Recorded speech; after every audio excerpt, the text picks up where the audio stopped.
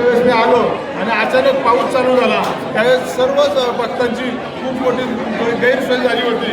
म्हणून या ठिकाणी आज जाहीर करतो, या ठिकाणी सभामंडप बांधायचा आहे, त्यासाठी जो काही निधी लागेल 15 लाख लागू 20 लाख लागू ते देण्याचा आज या ठिकाणी मी जाहीर करतो. सभामंडप पूर्ण झालेला असेल आजच्या ठिकाणी ग्वाही देतो. मध्यंतरीच्या काळामध्ये पर्यटनमधनं आपण या ठिकाणी सोलर लाईटसाठी पैसे दिलेले आहेत, तेही काम होईल आणि त्या ठिकाणी चांगलं भविष्यकाळ ते काम होऊन या ठिकाणी एक लाईटची चांगली सोय होईल. या व्यतिरिक्त या तीर्थक्षेत्राला दर्जाचं तीर्थक्षेत्र आहे तो उभं करण्यासाठी आम्ही नक्कीच प्रयत्न करू.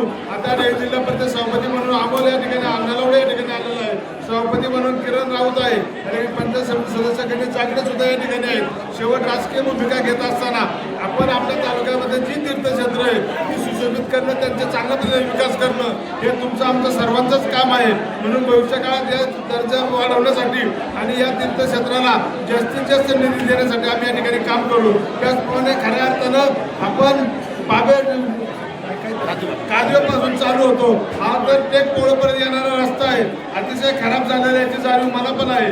परंतु तुम्हाला सर्वांनाच माहिती आहे वाहतुकीच्या दृष्टीने पूर्व पट्ट्यातले रस्ते खूप महत्त्वाचे होते, ते ह्या वर्षी आपण घेतले आणि पुढच्या वर्षी ज्यावेळेस येईल त्यावेळेस हा संपूर्ण 40-45 किलोमीटरचा रस्ता आहे तो चांगल्या दर्जाचं काम करून देण्याची या ठिकाणी ग्वाही देतो.